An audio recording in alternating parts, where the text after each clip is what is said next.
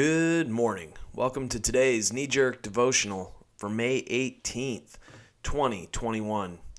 Daily spiritual insight for the short attention span. Our passage this morning is Luke 10, 1 through 17. It goes like this. Later, the master selected 70 and sent them ahead of him in pairs to every town and place where he intended to go. He gave them this charge. What a huge harvest! And how few the harvest hands.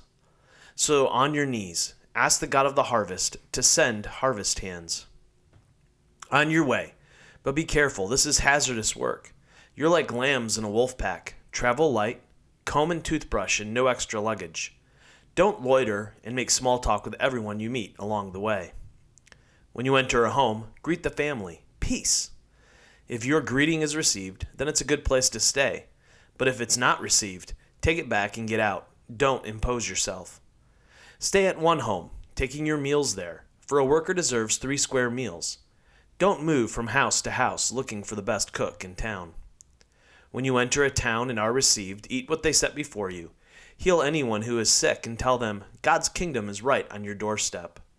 When you enter a town and are not received, go out in the street and say, the only thing we got from you is the dirt on our feet, and we're giving it back. Did you have any idea that God's kingdom was right on your doorstep? Sodom will have it better on Judgment Day than the town that rejects you. Doom, Chorazin, doom, Bethsaida. If Tyre and Sidon had been given half the chances given you, they'd have been on their knees long ago, repenting and crying for mercy. Tyre and Sidon will have it easy on Judgment Day compared to you. And you, Capernaum, do you think you're about to be promoted to heaven? Think again. You're on a mudslide to hell. The one who listens to you listens to me. The one who rejects you rejects me. And rejecting me is the same as rejecting God who sent me. The 70 came back triumphant. Master, even the demons danced to your tune.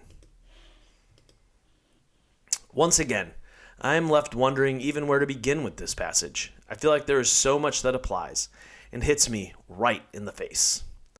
I think what I need to focus on is Jesus is calling them to move on with their mission, with intention. It turns out that I get bored easily. I am always looking for new challenges and wondering what is the next thing.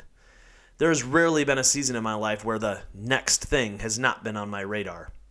This last year has been brutal by and large because it made chasing the next thing almost impossible. I have had to learn to focus on what is right in front of me.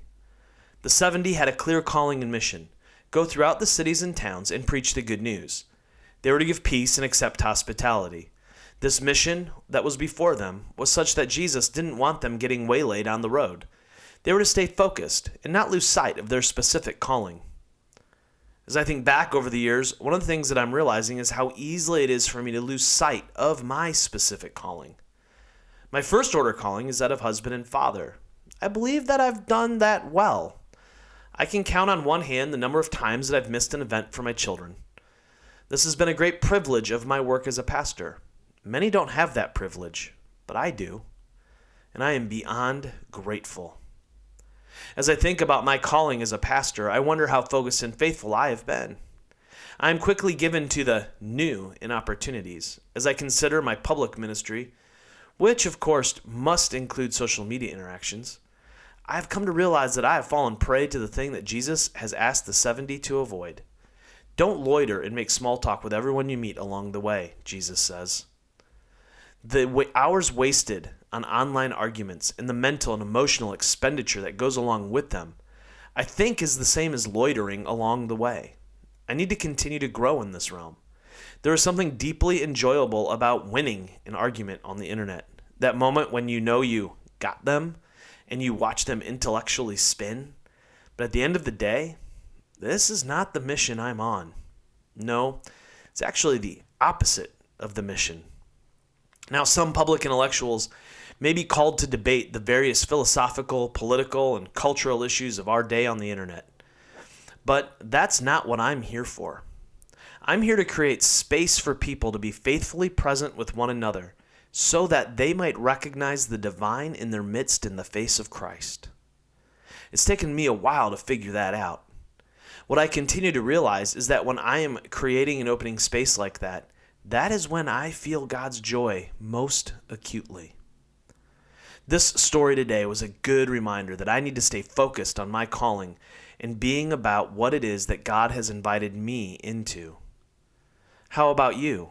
What is your calling? Where do you feel God's joy in your life?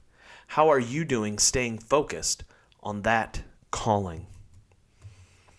Hey, until tomorrow, love well, my friends.